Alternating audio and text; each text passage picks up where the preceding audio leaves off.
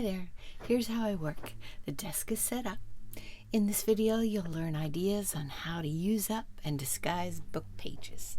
Yep, from that book. It's a Reader's Digest condensed cover. I made it in a video last time. And these are some of the techniques. You can get that download checklist for yourself. Some of the techniques I'm using to disguise these book pages.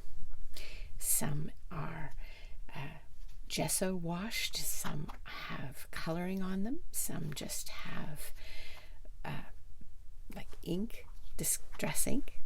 These are some other book pages from a houseplant, how to take care of houseplants. And for the colored ones, I use gelatos. Gelatos, the Faber-Castell. They're iridescent Mars and Supernova. And I just put them down on a glass mat like this. I spritz some water on them, just plain water, and then mush them together. I use something from Natalie Bowers. I'll link below. It's called a smoosher that you can make yourself, and it goes really well. Hi, I'm Lori at Positive Thanks Living, and by the end of this video, you're going to see lots of different ways to make book pages into ephemera. It's time to fill up this journal pages. It's a 3 signature cover, and it's got a floating spine. And now I'm putting in the ephemera. I have to make it first. So using the text block, I tore off pages. I tore them up. I added things like, this is, for example, texture paste, modeling paste. Sometimes I use the gelatos to give them some color. So you can see where I've put the texture paste. Stick with me. At the end of this video, you're going to see what I did with this little pocket, where it ended up and what went inside of it. Now, that is already a pocket. I used a little bit of stamping and some washi tape and some washi stickers in different places. My goal is to put no digitals in this book. We have a strip that can be a tuck for more of the book pages made into a tag. And we have a flip over. Yeah, I guess it's not over, it's to the side. And more tags, a little bit of textured paper, some fabric, and more of those gelato colors. I've covered the back with a coffee filter. So 2 different backs. One is an index card like that, and the other one is coffee filter. I was sort of experimenting with the different textures and the different weight. My goal is, again, not to use any digitals, but the papers that I am using, I don't want to give them too much bulk. Washi tape is perfect to add interest, to disguise the pages, and to create something that doesn't have a lot of bulk. Yep, this little pocket, you're going to see at the end where it ends up and what goes in it. This is just the structure of the torn text pages. I like washi tape, and I have a lot.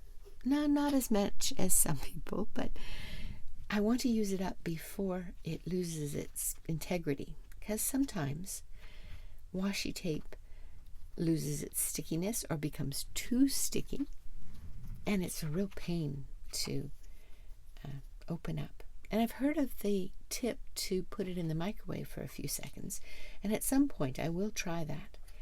But right now, the ones I'm using for this project are, they're okay. They're fine. I went through all my stash, well, not all of it, but a lot of it, and picked out things with that orangey red color. That color is not one of my favorites, but it's the color of the cover.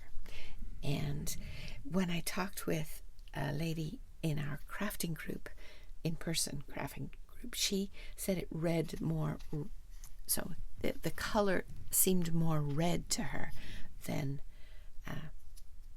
orange, and to my eyes it looks more orange than red. So I'm wondering, leave a comment below. The book cover and the colors that I'm choosing, is it more orange to your eyes, or is it more red to your eyes? I'd be fascinated to know. So leave a comment, say orange or say red. Just for fun, just to connect. That would be fun. So there's the little item that's going into the pocket, and I finish it up with something special. You'll see at the end. How are you doing? Are you well? I hope so. Right now in North Carolina, we have delightful weather. It's mostly cooler, so it doesn't go above 85. To us, that's cooler. And the humidity is low, which is a treat. And we're well, mostly. It's my husband's birthday in 2 days from when you're watching this.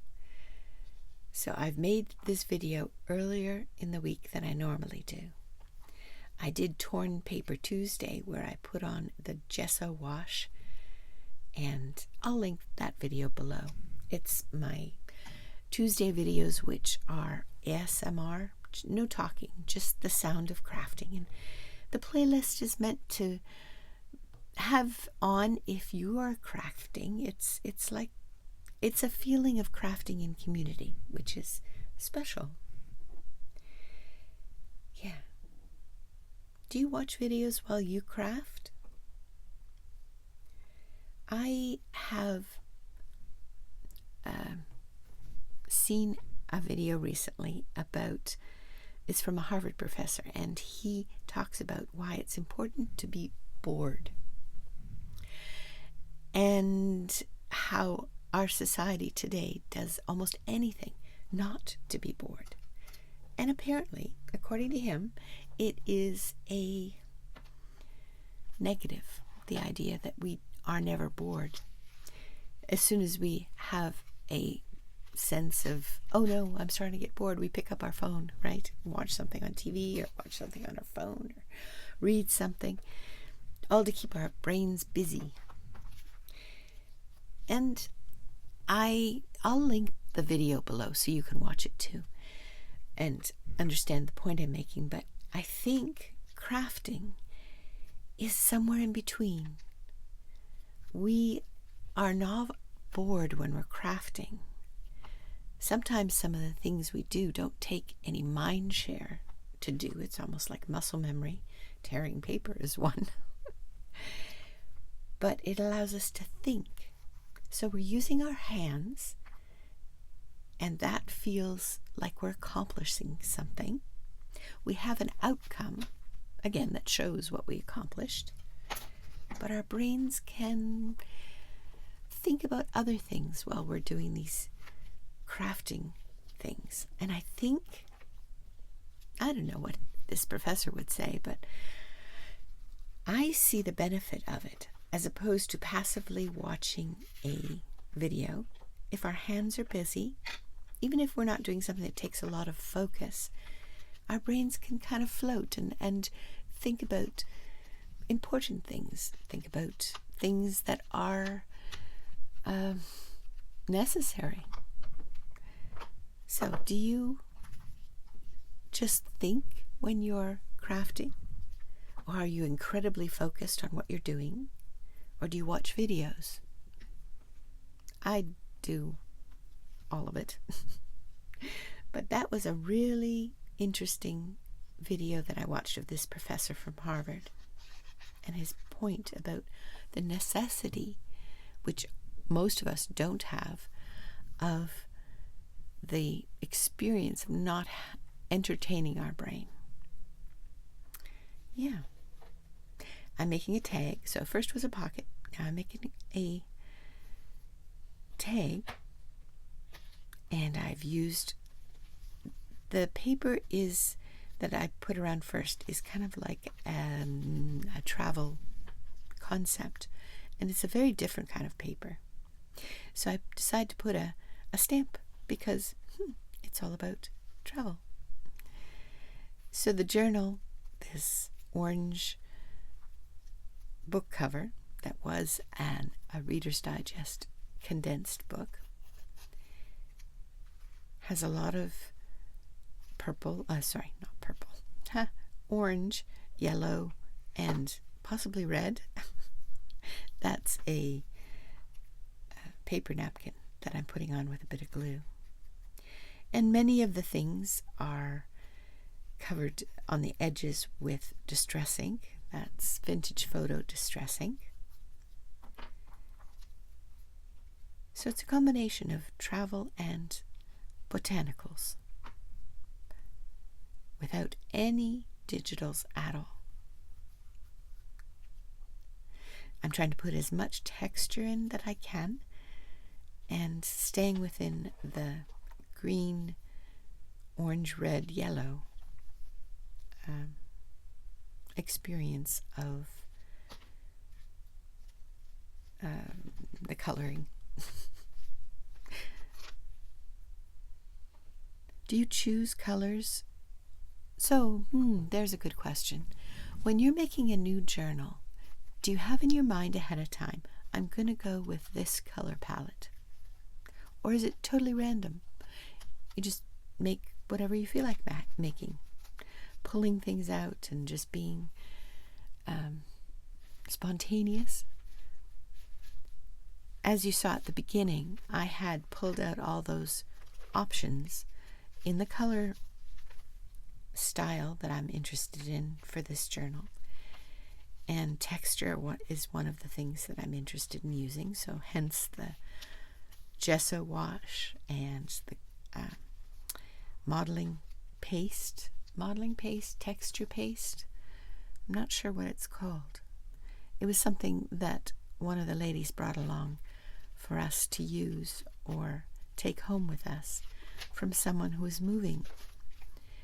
And so that's from her, the modeling paste. I don't know where she bought it. I've never met the lady, but she is a part of our journaling in person group.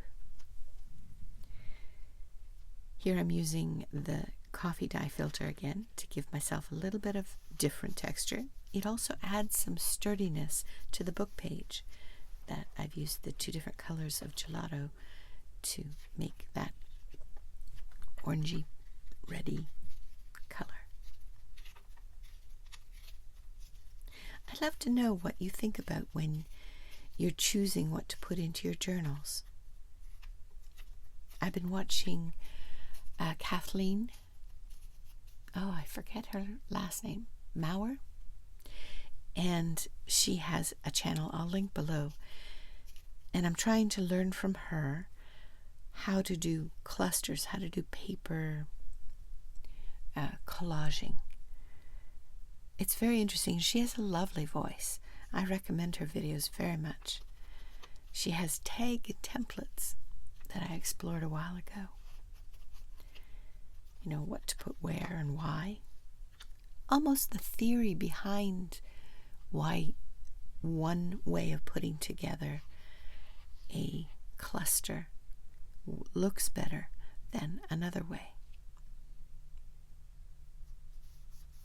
This is going to be a side flip. No, it covers both sides of one of the book pages that is sewn into the signature. And what I've done is hold it on the side with a length of, it's called, on that first pocket that I made. And it's sitting at the top of my desk there. to the far right, the little bit of it. I put it on a paper clip, and it hangs down, and it's very striking. The word will come to me. Shout it out. Maybe I'll hear you. Yeah. This kind of string, it's not string, it's not ribbon, it is seam binding. That is the word. It's dyed and it is crinkled as it dries, and there are two sisters that make this, and I purchase it from them on Etsy. I'll link below to that because I love how they do theirs. I've tried it on my own and not been as successful, and I thought, nope, I'm going to use my time in other ways, and I will just purchase the seam binding from them. There, it goes over the edge, and eventually you'll see the paper clip. It'll probably be next week, next Friday, the paper clip with the seam binding on it, because I did that this morning and I filmed what you're looking at yesterday. It's kind of interesting how the process of making videos is going.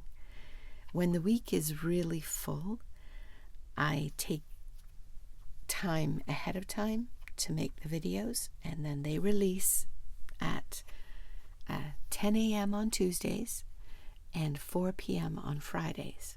The Tuesday one is the Torn Paper Tuesday, where I don't talk, and the Friday one is this one where I talk and explain and I try to share something interesting. And yeah. So we need some tags to go in those pockets. Interestingly, at least I think it's interesting, the pages that I chose were from a medical encyclopedia from the 1950s. And what the medical things we're discussing, I didn't think should be in this journal, or at least be seen easily. So I covered them with pockets from the book about houseplants. And then I had to put tags in them. But yeah, watch what you can read on the pages that you put into your journals. Now maybe it won't bother you. Maybe it's totally irrelevant. But this particular journal, what we agreed on in our crafting group is we will put our names in a hat when it's done and pull out a name, and it'll be gifted to someone within our in-person crafting group. So I wanted to make sure it couldn't disturb anybody.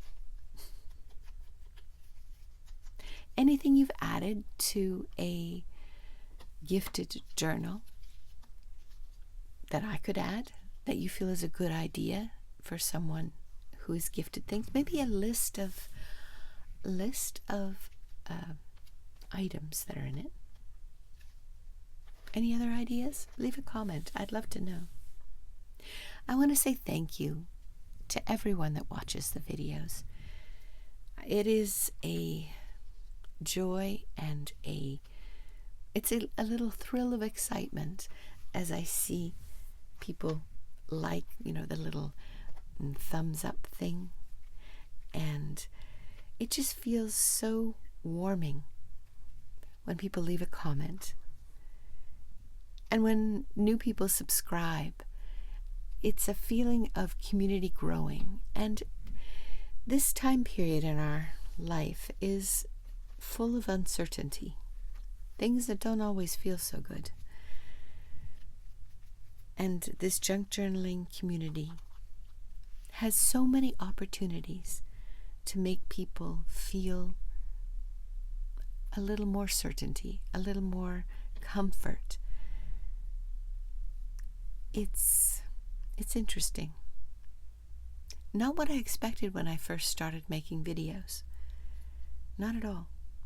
And that was, 4 years ago, maybe a little more. Right now I'm celebrating something exciting. And that is, I've put out a video every week for a year.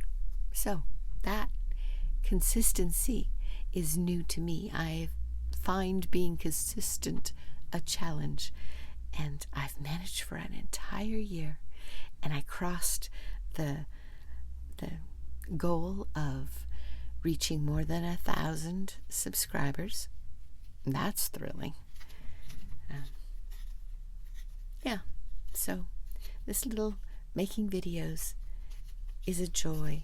It adds pleasure. I hope and pray that watching the video also provides feelings of comfort and well-being for you. Maybe sparks some creativity. I wouldn't say I feel the most creative maker of journals, but maybe I'm getting better. Maybe a year, 52, more than that now, but 52 videos has helped my creativity. I don't know. Maybe next year, after another 52 videos or more, then I can give you a better answer to that. Washi tape and an image of a house plant and that trim, that braid. So Renee, she, from our crafting group, she gifted us all a little baggie full of pretty scraps, and that was in the baggie. Thanks, Renee. Just wait till you see it in the pocket. It looks so fun, and it shows out the top of the journal. I'm using those little clips, they're from Dollar Tree, to help the trim adhere well, dry basically, as opposed to holding it with my fingers. So we have trim on both tags. Now it's time to put on something on the second tag at the front. The backs have a index card backing, so both to write and for some more sturdiness. I keep trying to use the trim that says love, all kinds of different places. I finally found a place to put it. You'll see it next week. I'm going to do a flip through next week of this journal. It'll be finished, I hope, with all the different kinds of ephemera and page decorations, using the checklist that I showed you at the beginning.